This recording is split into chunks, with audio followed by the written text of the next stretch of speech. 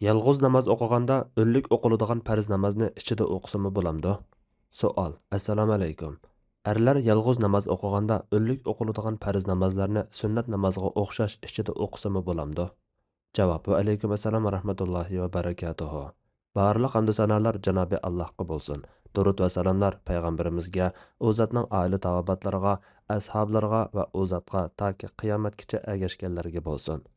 Ata rivoyat qiladi-ki, u Abu Hurayra radhiyallohu anhuning mundaq deganligini anglagan. Hamma namozlarda Qur'on o'qish farzdir. Rasululloh sallallohu alayhi va sallam bizga o'nlik o'qib bergan namozda bizmi sizlarga o'nlik o'qib berdik. Ichida o'qib berganlarini bizmi sizlarga ichida o'qib berdik. Agar namozingda Qur'onning onasini, Fatihani demoqchi, o'qisangmi namozing durust bo'ladi, lekin uningga ziyoda qilsang taxami afzal. Buningga asosan o'nlik o'qiladigan namozlarni o'nlik, ichida o'qiladigan namozlarni ichida o'qish sunnat.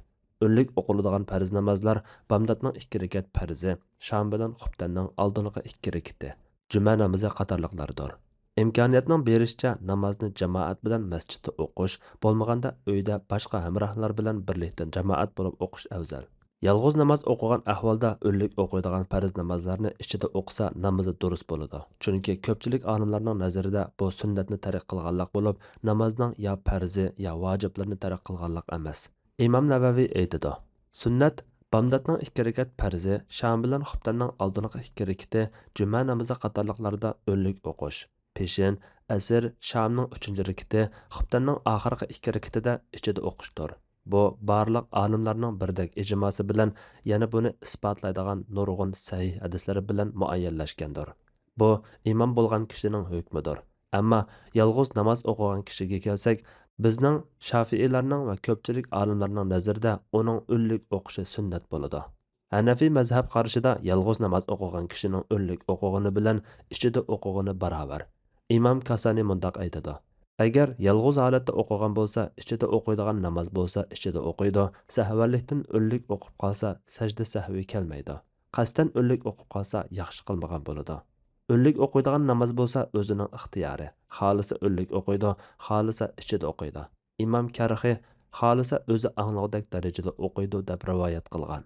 Boshqa barliq rivoyatlarda tafsili mundaq bayon qilingan. U 3 ixtiyorlik o'rtasida birini tanlasa bo'ladi.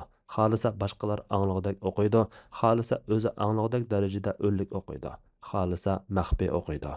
Lekin Hanafiy mazhabda qaysi afzal deyilsa, yolg'iz namoz o'qigan kishiga azon va takbir aytish afzal bo'lgandek, jamoatga o'xshab namoz o'qish jihatdan o'nlik o'qish afzal. Hanbali mazhabidagi hisob bo'ladigan qarashma Hanafiy mazhab qarashiga o'xshash. İmam İbn Qudama bayon qiladi-ki, imomning bomdodning 2 rakat farzi, shom bilan xubtanning oldingi 2 rakatida o'nlik o'qishi, undan boshqasida ishida maxfiy o'qishi sunnatdir. Chunki Rasululloh sallallohu alayhi va sallam shunday qiladi. Imomdan boshqaning o'nlik o'qishi sunnat bo'lmaydi.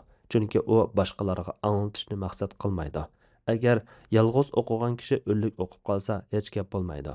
Chunki u o'qishda boshqalar bilan tortishib qolmaydi.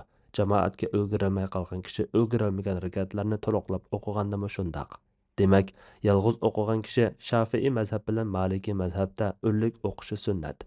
Hanafiy mazhab bilan Hanbali mazhabdagi hisob bo'ladigan qarashda ishida o'qsimi bo'ladi. Buningga asosan yolg'iz o'qigan kishi o'nlik o'qiladigan namozlarni qasddan ichida o'qsa namozi to'g'ri bo'ladi.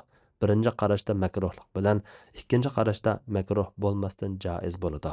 Shunga o'nlik o'qishga taqishib qoladigan ahvol bo'lmasa, o'nlik o'qish albatta afzal. Ehtiyot qiladigan biror sabab bo'lsa yoki ba'zi kishilar ichida o'qsa texmi xushu hosil bo'ladigan bo'lsa, ichida o'qsa bo'ladi. Rasululloh sallallohu alayhi va sallam ichida o'qiydigan namozlarda ba'zida biror oyatni o'nlik o'qib qo'yadi. Demak, ichida yoki o'nlik o'qish bilan namozga ta'sir yetmaydi. Ayol kishi mahram tuqqanlari yoki boshqa ayollar bor yerda namoz o'qiganda o'nlik qiroat bilan o'qiladigan namozlarni o'nlik o'qishi sunnat. Bu ahvolda o'zi va qashidagilar anglaydigan ovozda qiroat qilib o'qiydi.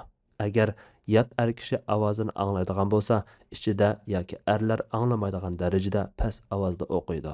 O'nlik o'qisa bo'lmaydi. Ba'zi olimlar ayollar har qanday ahvolda o'nlik o'qimaydi deb qaraydi. Allah eng to'g'risini bilguchidir. Fatvoda Dr. Abdul Aziz rahmatullah. Fatvolar majmuasi 1-tom, 46-numurliq fatvo.